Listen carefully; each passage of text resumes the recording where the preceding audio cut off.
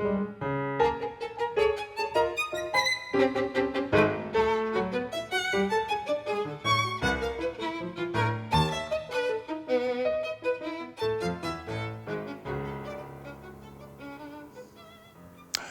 there you are. I've been looking to you to open the door and let us into your living room all day. I'm looking forward to tonight's show because we've been doing advanced citizenship as a part of public affairs, public access. We call that PAPA with capital letters, of course, and they deserve that. But we've been doing that for a couple of months now. This, I think, is our fourth program, but we're going to have 3 programs next month, and we're excited about that because as you get closer to the end of the legislative session, things begin to speed up.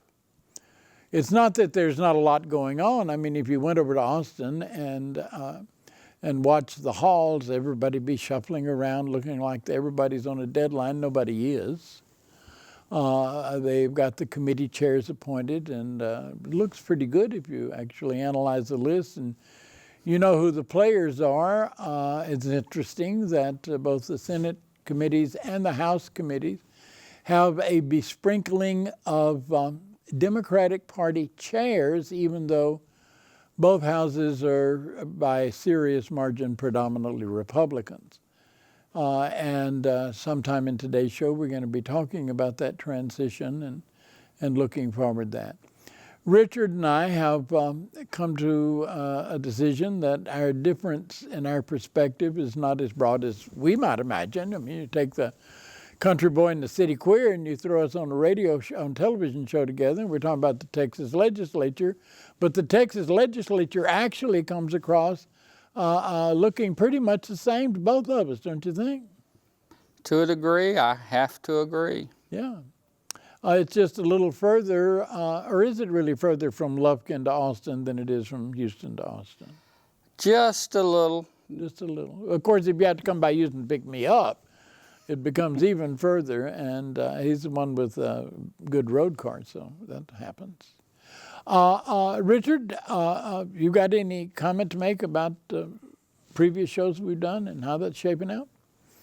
Well, it's taking us a little time to get our groove, but it's also taking the legislature a little time to take shape. They finally just published the committee lists and who's on what committees this week. So they're beginning to set up the committee hearings, and we're just in the beginning stages of that. So it's going to be interesting to see how they play the shell game, if you will. Take some of these high-profile issues that nobody actually takes seriously, so you're not watching the serious issues, and see what they can do with those. Yeah, well, the theory of government, and it doesn't make any difference when we're talking about city government or your county government or state government, just always remember those people are not talking about what they're talking about. Even if it is about a bill and specific issue, you need to analyze that from the perspective of what else does this bill do? What else does it affect? And then in the process, you can take a bill of the elimination of boll weevils. That has always been a very popular title for a piece of legislation because Texas is significantly an agricultural state, and cotton is a significant part of that agriculture. We were driving through town today, and there was the old Cotton Exchange building. It's like a 18-story building, and it's like half of a block, fat, square. There's 1 million offices in there, and they used to use every one of those offices just to keep up with the cotton coming from farms in Texas via Houston to the port. And that was the Cotton Exchange. It's all done on one computer now. Mm-hmm.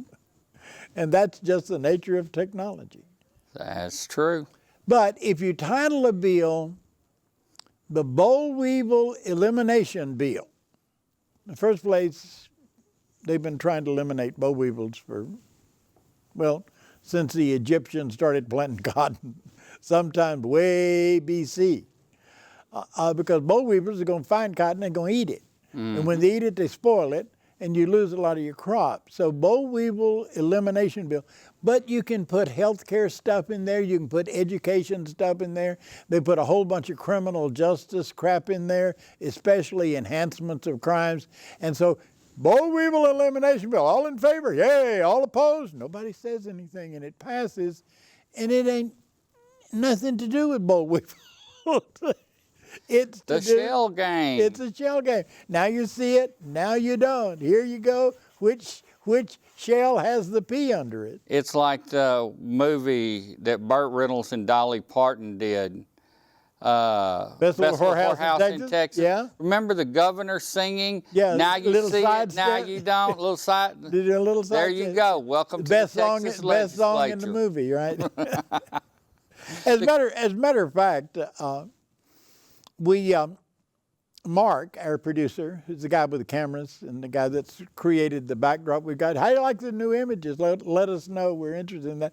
That's Sam behind me, and when they put the shot on Richard, you got there he is, Stephen F. back there, and then the long shot that we started with is of the Capitol building, and that's all the magic Mark does when we go to Austin. So we sojourned to Austin by way of 10 and 71. There's a couple of ways to get there. 10 and 71 is my preferred trail, and I didn't ask Richard about it, but that's the way he went. It's a nice road. And well, if I hadn't gone that way, you'd have given me directions to go that way. So I just went that way to start with. Takes you through Columbus. I got some good food in Columbus, and then after you get on 71, you're on your way to LaGrange.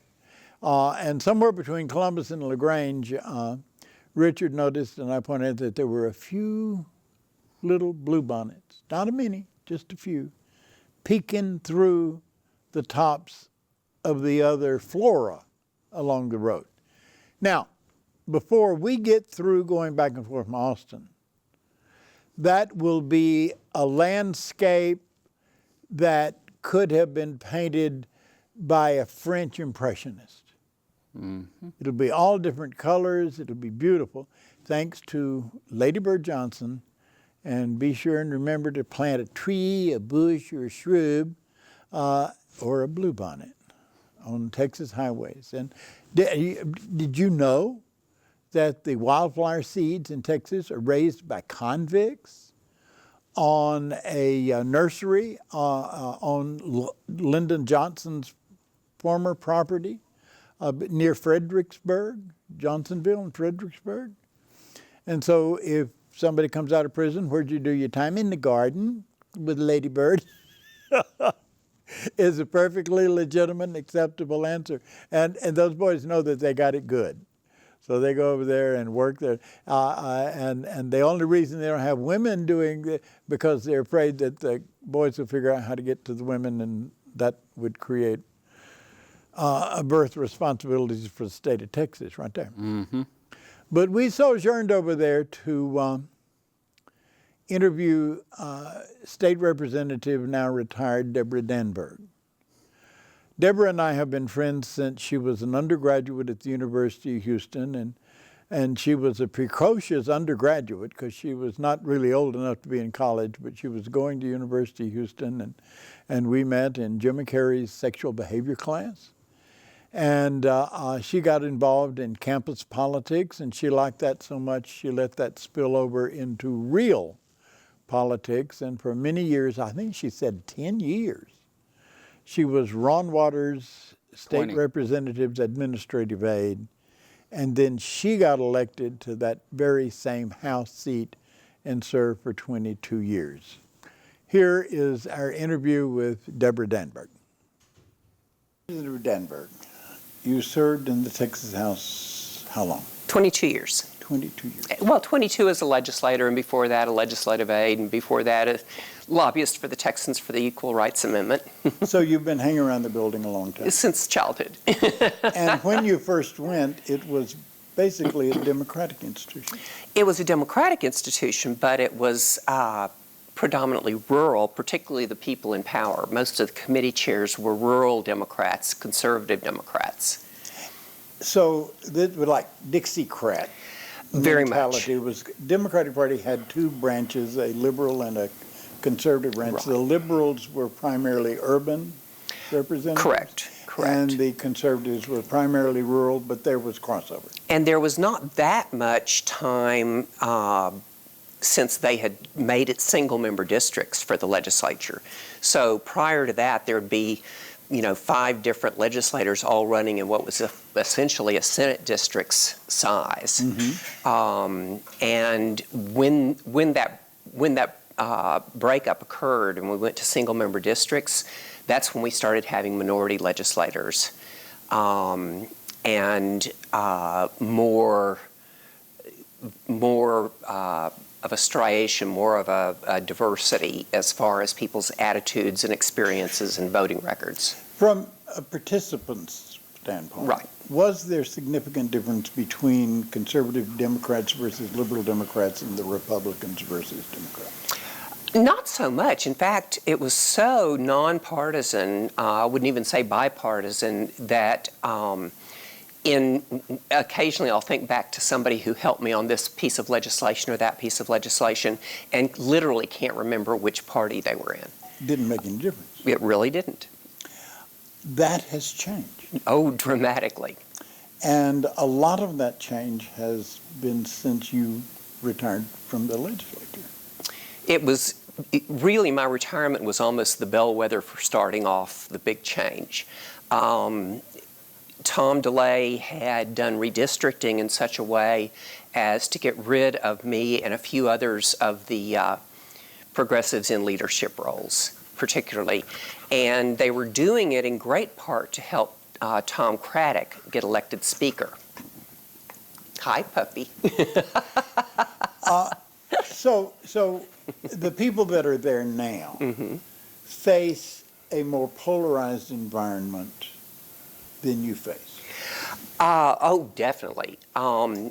Now, between the report cards that some of the extreme right groups are doing, between the party discipline, between the threats of being primaried, it really, really makes a difference. You are absolutely required to vote the party line or you'll be primaried and run out of office by somebody further to your right and in a few cases maybe to your left, although the Democrats are not doing that kind of party discipline and retaliation by any means. And folks you used to work with like Alan Place and Alan Hightower, far more conservative than you. Absolutely. But deeply committed to the process that things were done. Oh, very much so. And totally honest as the day is long. There was a tremendous amount of camaraderie. To this day, I mean, I stay friends with them.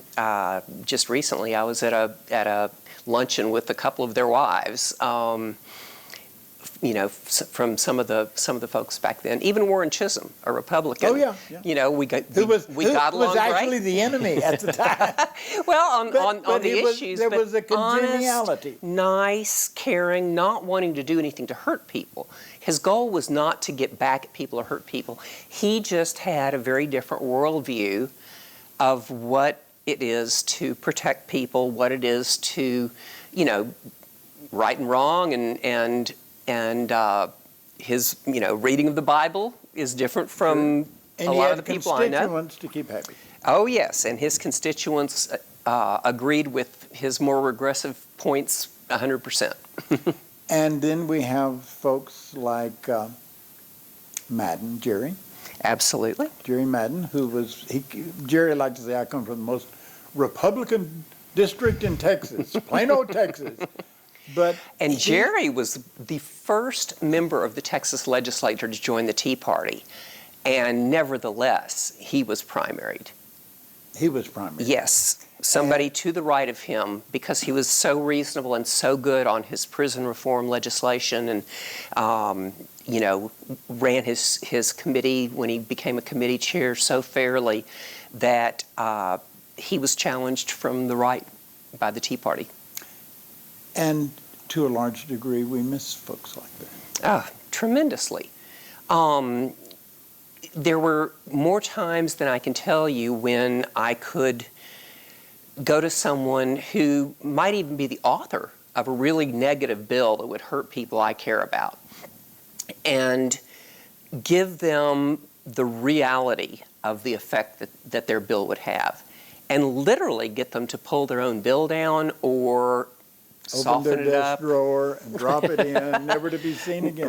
Right. Just don't ask for a committee hearing. Don't push it so hard because, in the legislative process, some people think that the most powerful thing is an idea whose time has come, or they might think that the most powerful thing is money and contributions. Really, the most powerful energy in the whole legislative process is inertia. If all you do is introduce a bill, If you don't put a push behind it doesn't go anywhere. And I've seen you do that in your office. Yes, I have. You had a blackboard with your bills up, and where are they today, and who's got them in hand, and when are these hearings, and you learned that long before you became a representative. You learned that in Ron Waters' office. Absolutely. When I was a legislative aide, it was to make the trains run on time and get the job done. And a career in politics is, number one, rewarding. It was extremely rewarding. In talking with my friends who are still there today, it's much less so. They're not having any fun either. They're not having fun, and they are feeling that they're having to vote against their own conscience in circumstance after circumstance. The speaker used to always say, vote your district. True. He wouldn't pressure you to vote for or against legislation. He would just say, vote your district. Well, nowadays, what your district hears about what your vote means is not what you know your vote means, necessarily. One real quick example, when I was running the last time, when I was defeated, the Texas Association of Business, which has turned out to be a very, very reasonable group these days, put out a flyer in my legislative district saying that I had a bad vote on education, a really bad vote on educational accountability. Not saying that, in fact, it was 100% of the legislature that voted for that, because the education commissioner said, we're not ready to do this accountability, so we want all of you to vote to postpone it. Yeah, I voted to postpone it. Which you would do for a bureaucrat in that position. Sure. Absolutely. But the way that they made it sound was I voted to kill it. Yeah, kill accountability testing. It can also be a sad stuff, more so now than ever. What's that? Sad. Oh. People go up there with hopes and dreams and aspirations. Oh, yeah. And it doesn't happen. Right. It doesn't happen. If you had to do and there are some people who are only there to get credentials so that they can go on to a lucrative lobby career. More today than it used to be. Really? It very rarely was the case before. Because you ain't making much money as a legislator. Very little. Yeah, if you don't have your own support system, you're out of luck. Yeah, one of the things that makes the legislature not really representative is that in order to be in the legislature, you either have to be so young you don't need much income, don't have, spouse, kids, anything like that yet, or so old that you're on, good Social Security or retirement, or very wealthy and very sponsored. Texas government works in spite of itself?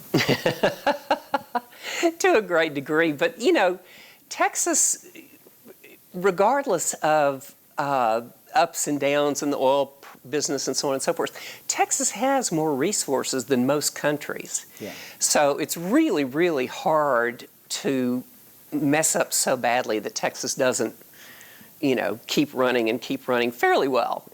And there's been a discussion for some year who really has more power, the governor or the lieutenant governor? Oh, the lieutenant governor. By a long shot. By a long shot. The governor's power is, certainly they can propose areas of legislation, but the legislature writes it. And they also make appointments that the legislature approves or disapproves on the Senate side.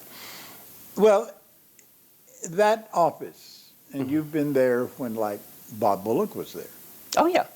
And now And Bill Hobby. and Bill Hobby was there. And now it's Dan Patrick. So that office with all that power can be exercised successfully or unsuccessfully, depending upon the ability of the person.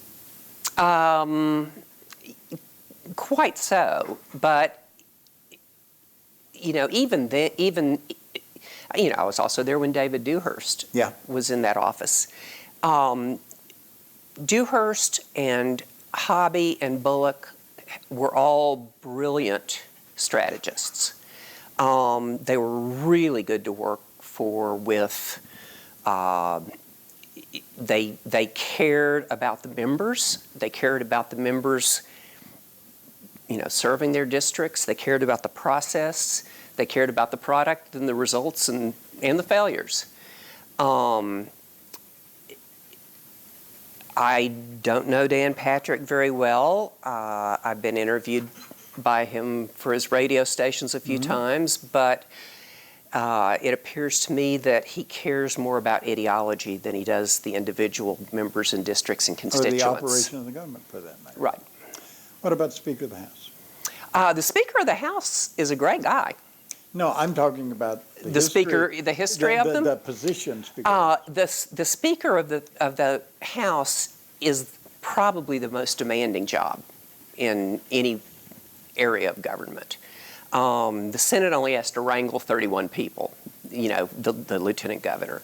But in the House, you've got 150 members, as diverse as they can be. And you've got to have a machine to do that. You've got to have allies. You've got to have sergeants, more or less, to go out and help make it all run. So when you pass the bust of Sam Rayburn, Jim Wright, and you look at the evolution of that position, I mean, damn, one time Sam Rayburn and Lyndon Johnson run the whole of the United States for the not-so-competent President Eisenhower. Right.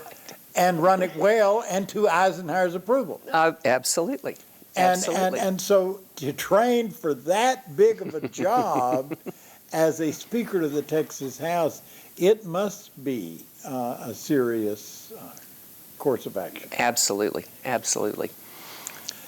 Ms. Danburg, the purpose of advanced citizenship is to teach people how Texas government works.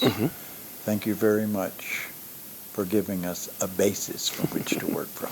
It's my pleasure, and all the best to you and to the organization. The more we can get real people involved, the more we can make the system respond to real people's needs.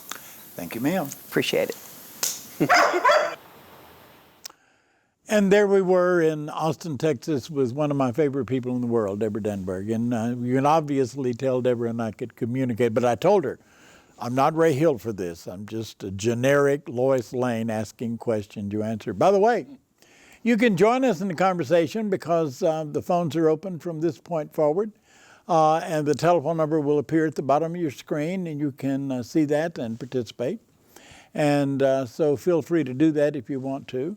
Richard, what did you think about the trip and Miss Danburg?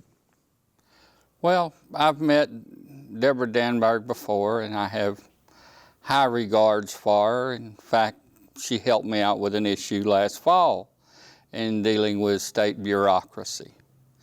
But she did say something in this that had me a little troubled. What's that?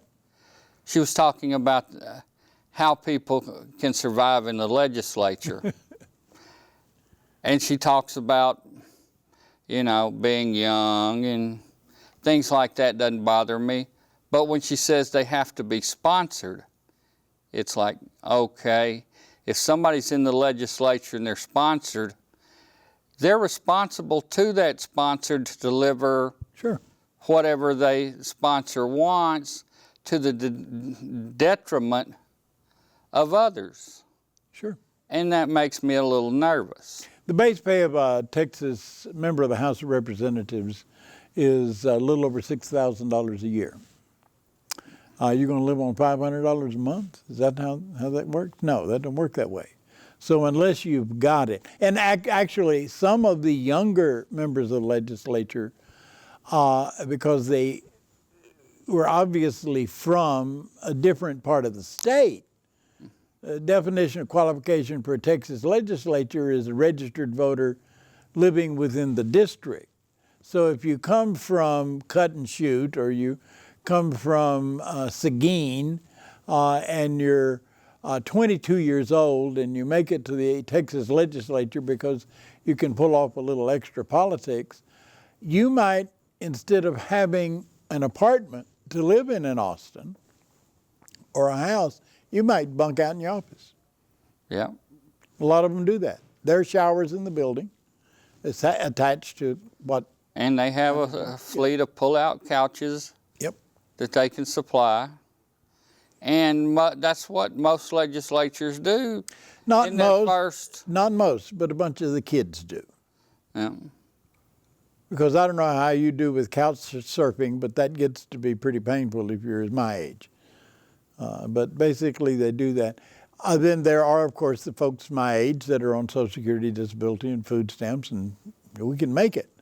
Then the other people that are there either are lawyers, because you can actually practice law and serve in the legislature at the same time.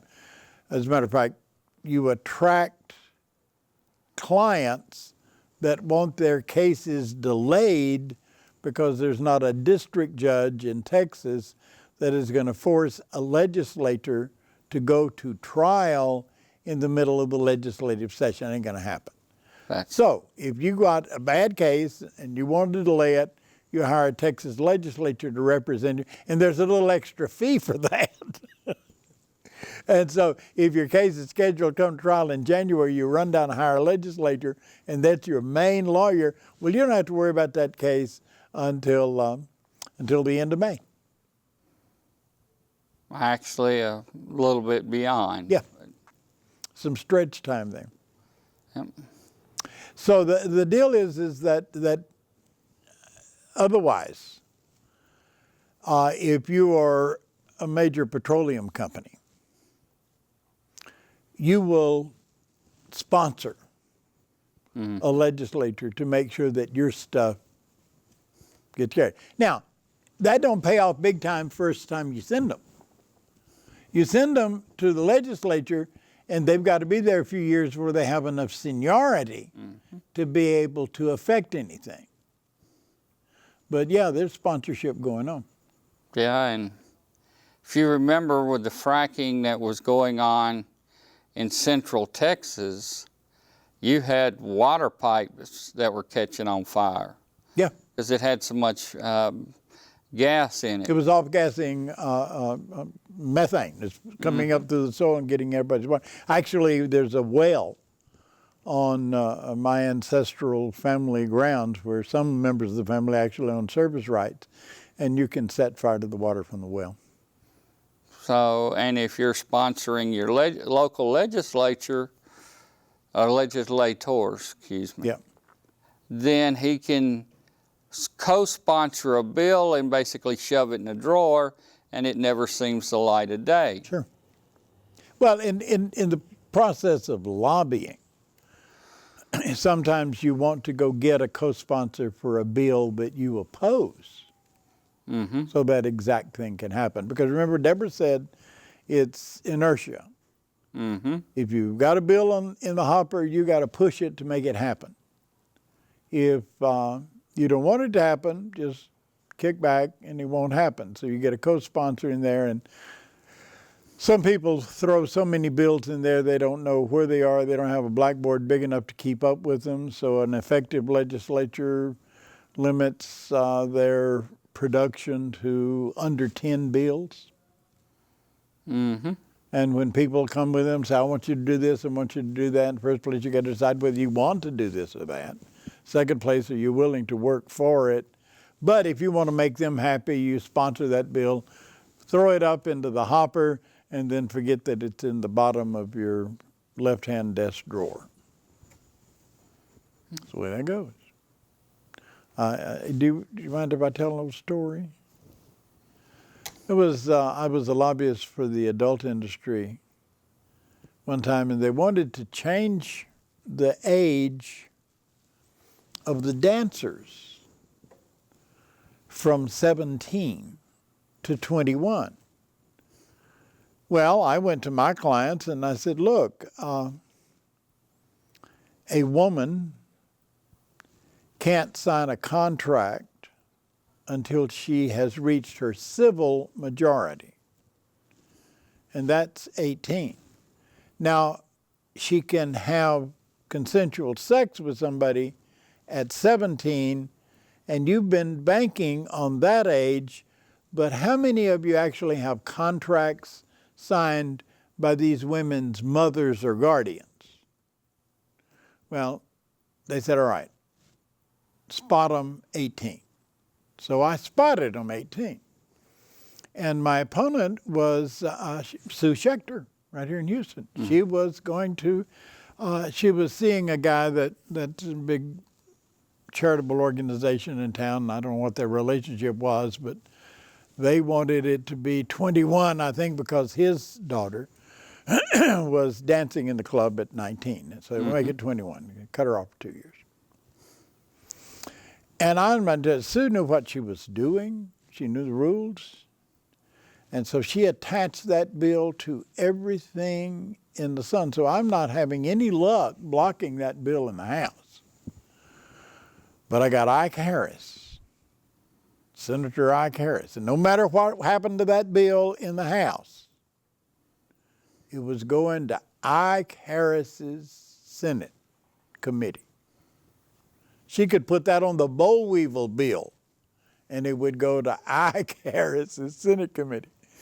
So I got two young dancers, about 20 years old, from Dallas. And I carried them into Senator Harris's office, and I said, Senator, these ladies would like to explain to you how important it is for them to make as much money as they can off of a short-term asset that they have, meaning their physical beauty, youth and beauty. And but I got to go down the hall here into another meeting, so I'm going to let them tell you, and y'all have a nice day. And I left the room and closed the door.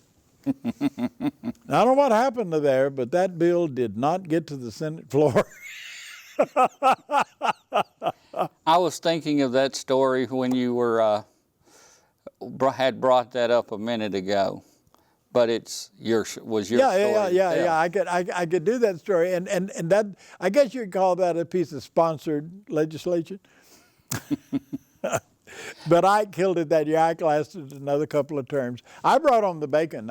They didn't hurt the industry when I was there, and then they decided to fire me into the. But that you forgot the other part of that story. Sue Schechter spent so much time worried of that bill, she forgot about her constituents. Yep. And that was the end of her political. It cost her in the next election. Sure did. And she had this Cush district. She was most of it the medical center. West and south of the medical center. Those are very well educated, very sophisticated people, but a lot of them are doctors. And so they were depending upon their legislature to carry a lot of health care stuff that was not being carried through the legislature. I don't think she had a bill that passed, because she spent all of her time working on the bill about the age of the dancers. And that's another lesson in there for you. And that, if we go back to one of the things Debra said, legislatures, Dan Patrick, Joe Strauss, they're holding their members to vote along party lines rather than voting their district. And they should take a look at what happened to Sue. Yeah. Because if they continue to ignore their districts and vote their party lines, they're not going to last. Joe Strauss, incidentally, is the Speaker of the Texas House. And as Ms. Danburg explained, He is one of the hardest working people in the world because he's got to wrangle 150 members of the House, whereas the lieutenant governor, who is Dan Patrick, has only got 31 people to worry about in the Senate. And the Senate moves at a slower pace than the House. Mm-hmm. So things are happening, I mean, at a slower pace in the Senate than the House. And, but you know where Joe Strauss is from? That I don't. San Antonio. Joe Strauss, Speaker of the Texas House, is from San Antonio. Now, if the Speaker of the House, as Ms. Danburg explained, tells every member of the legislature, vote your district. In other words, and why is that? Why would the Speaker of the House tell the members of the legislature to vote your district? Well, the Speaker of the House just got elected Speaker of the House, or he wouldn't be in that job. And after he gets elected, the people that voted for him to get there need to stick around so they can vote for him in the next election. And how long, Strauss, since? Since this is his 5th time to be elected Speaker of the House. 5 times in a row. So since 2009. 2009. So he's in there, like really in there and successfully in there. So he is inclined to tell the people that voted him in there, which are all of the incumbent Republicans and a couple of Democrats, by the way, because he and Mayor Turner. He and Sylvester were very close, actually. And he gave Sylvester a lot of perks. And he had to, because nobody understands the rules like Sylvester Turner. And so he needed Sylvester's advice from time to time. And Sylvester was chairs of the committee, or at least vice chair of really important committees like the Calendars Committee, which is, we'll get around to explaining that. Ms. Danburg was chair of Calendars when she was in the House. Election. She is the gal that gave us being able to carry a sample ballot. In other words, a list of candidates to vote for into polling booths and those long ballots. She's the one that gave us early voting. And yes, she did serve on Calendars Committee. I don't think she served as chair. I think she served when it was Republicans and she was vice chair. But she was the ranking Democrat on the Calendars Committee for a period of time. Mm-hmm. The deal is that if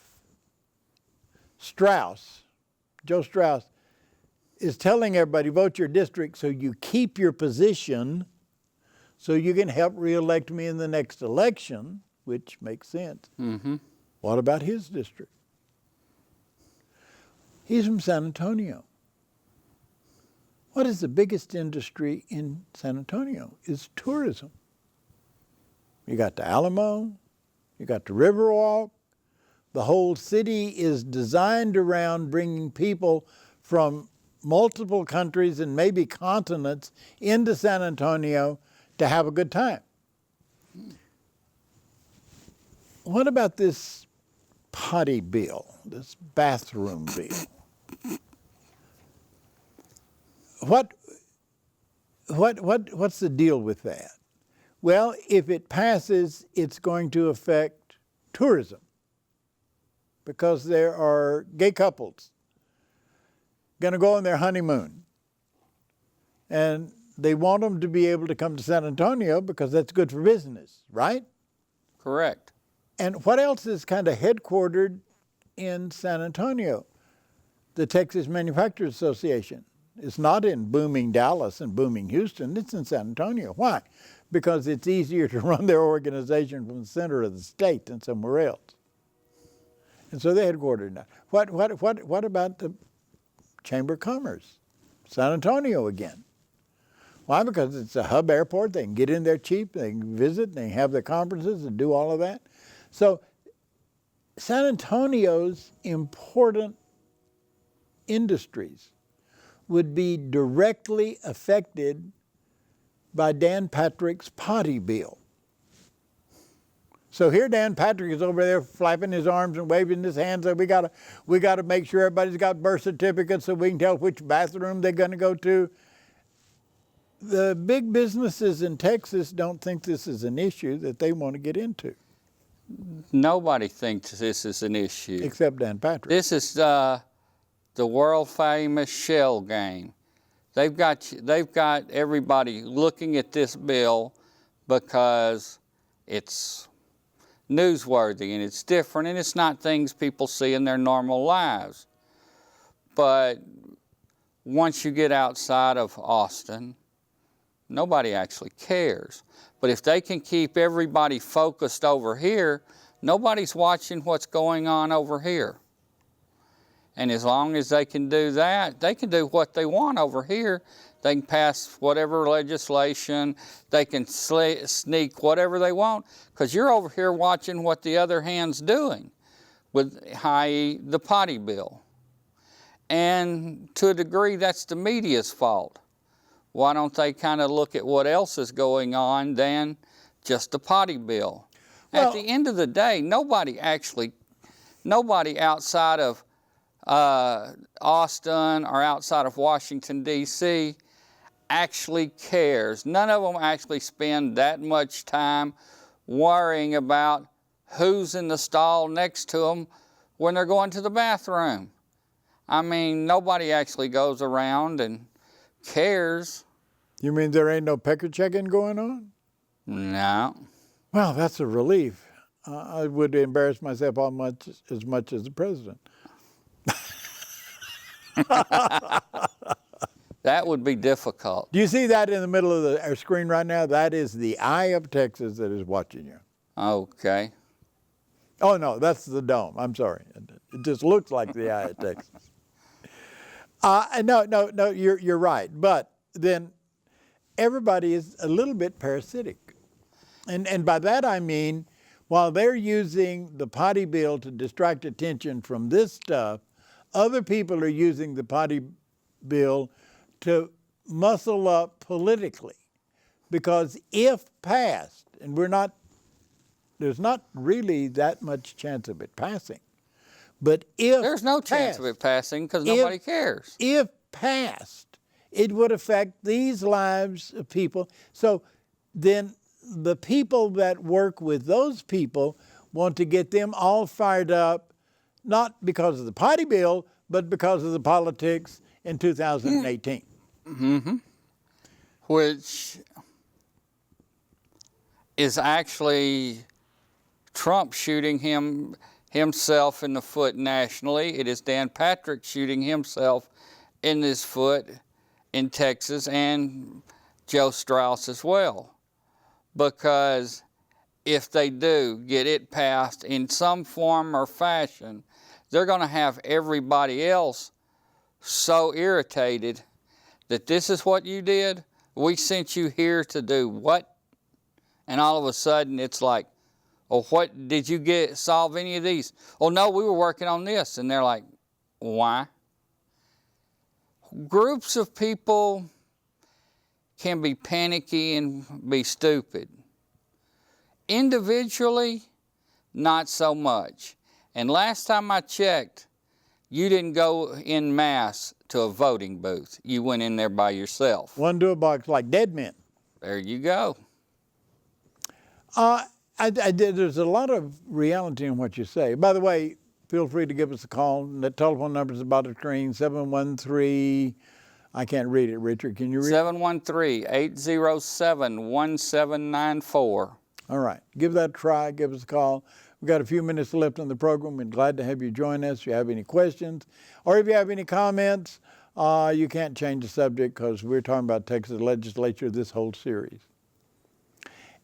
But in the final analysis, what they do over there will affect all of us. This is true. In various ways. I think on our last show we talked about the governor from his wheelchair calling a news conference to take off the funding, state funding, for handicapped children through Medicaid. Right. And did you see how little that was actually covered compared to how? The bathroom bill. Right. So it's like we can do over here whatever we want because everybody's watching over here. It's the shell game. It's the magician's sleight of hands. What's in this one? What's in this one? Or back to the movie and the analogy, the Texas sidestep. And you know what's going to happen in 2018? I think we're going to see, we used to have conservative Democrats. Yep. Now we've had a few liberal Republicans. Now everybody's trying to make conservative Republicans, and that's not going to, the reality of what they do when nobody's looking is going to be their death knell when it comes to light. In 2020, we have a census. Federal government's going to do a census. And immediately after that census is done, the people that are elected in 2018, before they stand for election in 2020, are going to redistrict the state before the election. So who we send to Austin in 2018 are going to draw the lines. Right now, I live in Ted Poe's district, in Montrose. Now, you would think that Ted Poe would not be too fond of having Montrose in his district, but there's enough Anglo-liberal Democrats in the Montrose district that it is a land bridge between a concentration of Republicans in southwest Houston and, of all places, Kingwood. But to make that Kingwood and West Houston Republican concentration in one district, you have a few block wide land bridge that runs through the heart of Montrose. Why is that even important? Well, in the last election, 2016, Ted Poe's health is not good. It's failing. He's got health problems. And he caught a Democratic opponent, a fellow by the name of Pat Bryant. Hi, Pat. I'm sure you're looking at the show. I promoted it, and Pat's pretty good about looking at it. Pat got 42% of the vote. 42% of the vote. Now, if you want to be a Republican and live in a comfortable Republican district, and somebody from the center city gets 40% of your voters to vote for them in November, well, that's way too close. That meant that 4% movement, 4% from here to 4% from there, could have given Pat that he only needed 8% to sweat him. 8% in one vote. Mm-hmm. So you take 4% from here and you add it to 4% from there, he's there. Because the margins is the shift. Because these ideologues have gotten so far out there that people are just getting tired of listening to them. They get out there and they yell about, I hate to keep harping on it, about the bathroom bill, about a woman's right to choose, all these things. This is all they want to talk, this is all they show up and talk about. Or it's immigration. Nobody ever came to a border state and actually talked about immigration.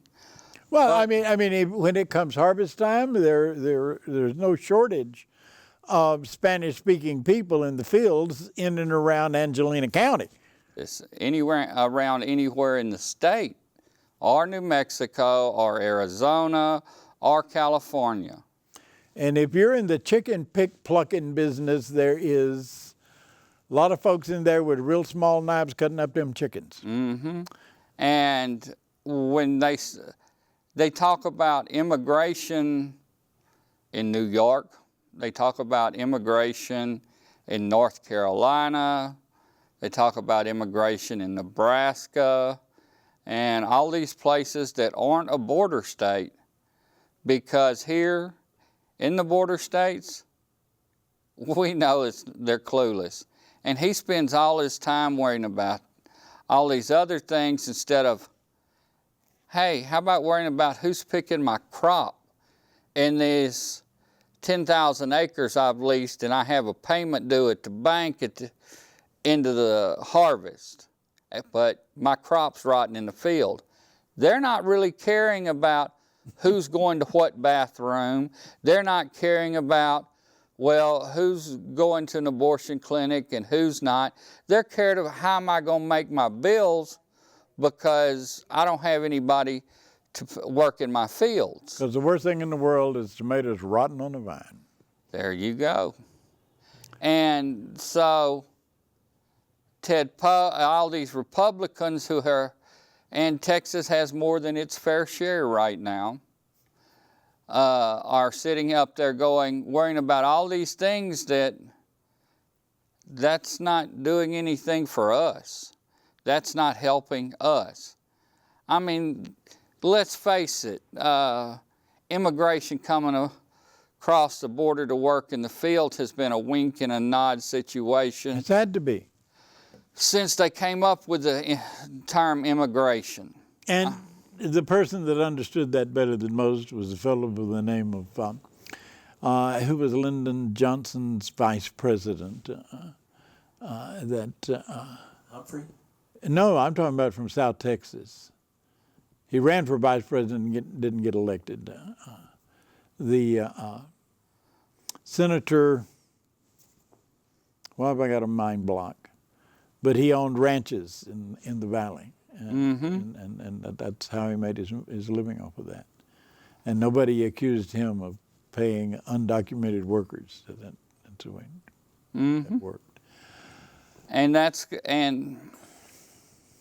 actually that's a good thing, because the more Trump jumps up there and starts screaming about these idiot-ass things, I mean, that makes no sense to nobody except to a Yankee some damn where.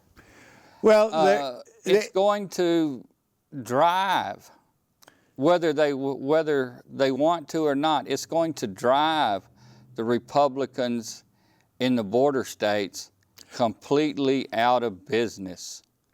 well, they're chasing John Culberson around trying to have a town meeting. Actually, they're after Ted Poe to have a town meeting too, but Ted probably can get a pass because of his health problems right now. But that doesn't mean... That'll only work for so long. He's still got to run in another Lloyd 2 Benson years. was the name I was trying to think of a while ago. Lloyd Benson. But the interesting thing is Ted Cruz. It doesn't have any health problems. Had a big demonstration downtown. I drove by and saw the crowd in front of the Esperson building, where his downtown offices are. But he did agree to take 5 people up, and he made sure that there was a Hispanic woman and a black woman and a white woman, and it was a very carefully picked, politically correct committee of people over there, and they all got their picture taken. But the women came out and said he didn't answer any of our questions, didn't promise us nothing. So that's the way that goes. But it's time for us to start looking at state legislators and state senators. First, make sure you have a pair of comfortable shoes, because if you have to go to Austin during the session to lobby, there's a lot of walking to do in the halls of Austin. You just did that. And I'm going to be off a crutch at the end of next week, so the next time we go, I'll be doing some of that. You know, here's just a weird fact. I had a pocket knife in my pocket. Well, I live in the middle of nowhere. I got hay strings to cut. Otherwise, the cows don't eat. And, Country boy, yeah. You know, they kind of take, they don't make them too happy. And when you're arguing with something that weighs 2,000 pounds more than you do, you really don't want to argue with them. You got to feed them. But anyway, so I'm carrying a pocket knife. I'm going in the Capitol, similar to something that happened today, and they're like, well, you really couldn't have this. What do you care for? Cutting hay strings this morning, feed the cows. Okay, well, I guess you can have it, but don't bring it with you next time. And I'm going, wait a minute. This guy's walking right past me carrying his gun. That's okay, you carry a gun into the Capitol, but they're worried about my pocket knife. He's got a permit. And I'm thinking, what?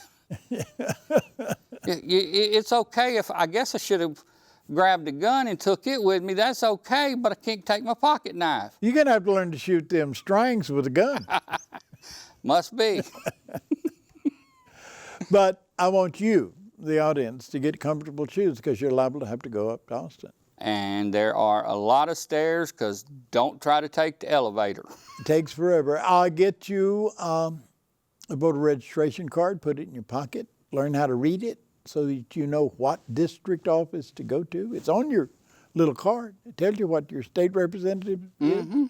Tells you who your state senator is. Actually, you can just type in you can go to the I know you can do that, but website. I want you to get a voter registration card because they print it that way. Yeah. And you know what precinct you're in, and so when you go over there, you can talk about what fine tomatoes that are not rotting on the vine in the precinct where you live. And I want you to do that. But let me tell you, there's another important part of your citizenship. You need to watch this channel, because this is the free speech channel. Richard and I can come in here and have a good time on PAPA, Advanced Citizenship. But we're not the only program on the air. Now, we're going to be off for a couple of weeks, and then we'll be back for 3 weeks running at the end of March. We're going to be into the last Sunday and the last Thursday and the Thursday before that and the Thursday before that. We're going to be in here to tell you about what's going on in the legislature. I won't miss one of those shows because I got an out-of-town speaking engagement. But we're going to line up some interviews. We're going to go back to Debra's. We got that on, and we're going to distribute that so that as many people can see that as possible.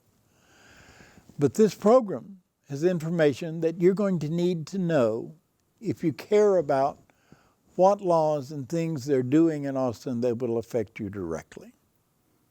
You know, we really ought to take up health care pretty quick because Texas is pretty messed up on health care. Yeah. Oh, yeah. But thank you for watching this show. And if you didn't watch it this Thursday evening, and you see it at different times or take it off the internet, don't call that number because there may not be anybody here to answer it.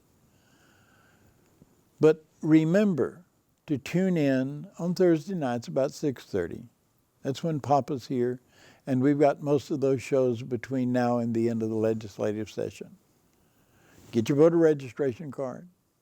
Be ready, willing, and able to report as needed, to bring attention on issues and things that are important to you.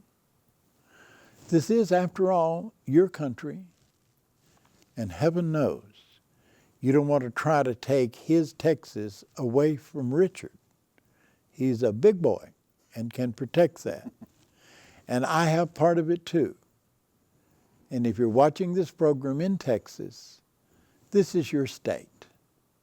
To be proud of it, help it make the right decisions. I guess that's all I got.